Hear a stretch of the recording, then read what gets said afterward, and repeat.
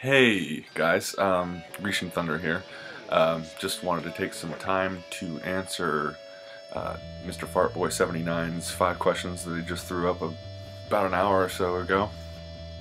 I'm still listening to a lot of the records that I bought recently, so probably be a couple days before I get another 2011 Double the Vinyl update. So jump right into the questions here.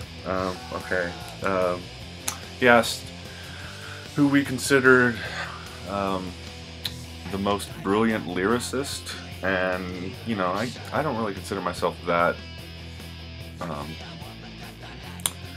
knowledgeable when it comes to music. I mean, I don't think I'll ever be as knowledgeable as I want to be if I want to become a true collector, so I'm sure I'll always find somebody else, but for now, that gentleman is Nick Cave. This is Grinder Man 2 from last year. And I was actually going to show this in one of my updates, but I'll go ahead and show you now. I think his work with like the Birthday Party, the Bad Seeds, and with Grinder Man here, just each project was varied as far as the lyrical content, but Birthday Party especially for me was important, and there's a lyric on Murder Ballads, which is one of the Bad Seeds albums from the mid-90s. His interpretation of Stagger Lee, where he says, oh, and if you got kids, cover your ears. He says, "I'm a bad motherfucker, don't you know, and I'd crawl over 50 good pussies just to get to one fat boy's asshole."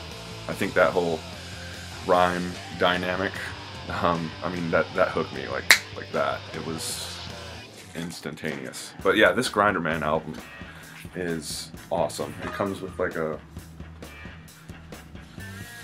booklet, and there's all these, you know, funny like illustrations and lyrics, and you know, it's awesome. And it came with a CD of the album as well, so if you see that out there, pick it up. Next question, hold on one second. Single most important thing in music history that you've experienced personally. I don't have any records by any of these artists, but it was one of my first concerts as a teenager in Dayton at Hara Arena. It was the Breeders, Guided by Voices, New Bomb Turks, and a local band that got quite a bit of attention from Dayton called The Method. And I think it was in October of '94. Yeah, I mean, I hadn't begun playing music just yet. I ended up actually getting my first bass that Christmas, and it was awesome. It was great, a great show. All the bands performed wonderfully, and it was important in musical history because it was all that Ohio in one building, you know what I mean? Like a lot of local love and stuff like that. So that was so far the most important musical event I've experienced. Best album to party to? Well, I think it just depends on the party, but I ended up choosing something that people don't really look at a lot when it comes to this artist, but I ended up choosing the Rolling Stones with Beggar's Banquet. Yes, I don't have the toilet cover, but I think this album, it's kind of the soundtrack to a party. I mean, it opens up with Sympathy for the Devil and it closes with Salt of the Earth, you know.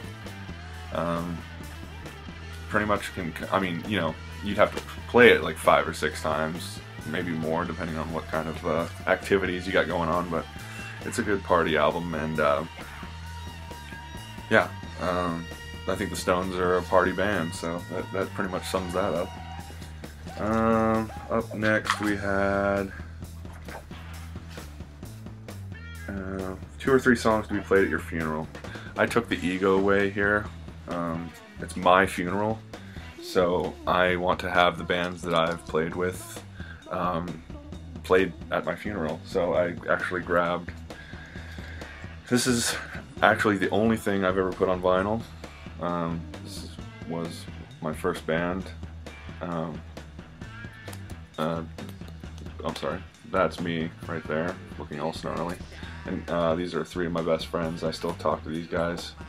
And this album was, it's an album actually, it's 12 songs.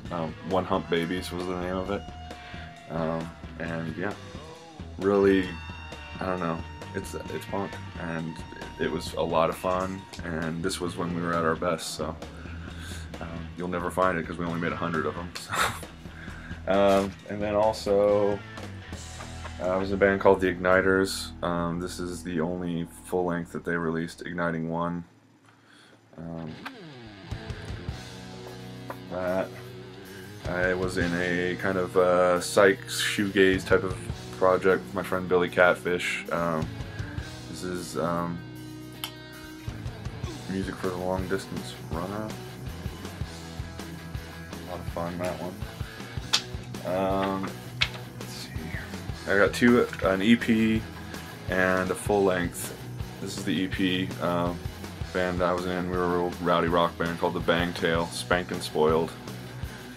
And this is the full length we released. It was called Nocturnal Missions, and it's just fun rock and roll. A lot of influence from like Turbo Negro and Nashville Pussy and bands like that. And then I was in a really fun rock project with one of my really good friends, Chris, who now actually has a group called C.Wright's Parlor Tricks, so look them up here and on the interwebs if you see them. But this band called The Weird Now.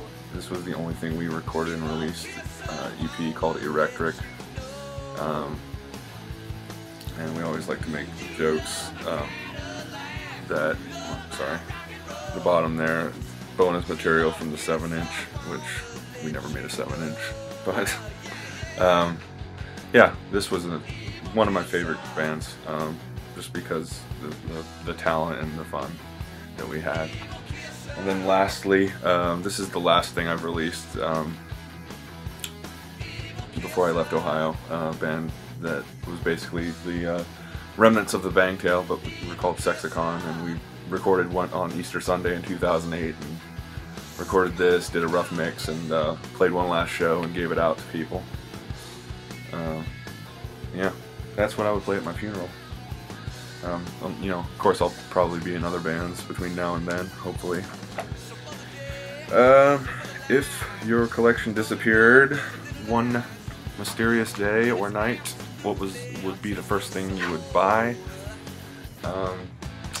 I showed this album in my very first video, and I didn't even have to think about it. I just pulled it right out. Iron Butterfly and Agata de Vida. This is where it all began for me as far as records and rock and roll and psych stuff and visuals and the concept of a, you know, record, a tangible thing that you can hold and look at. And, you know, I don't know.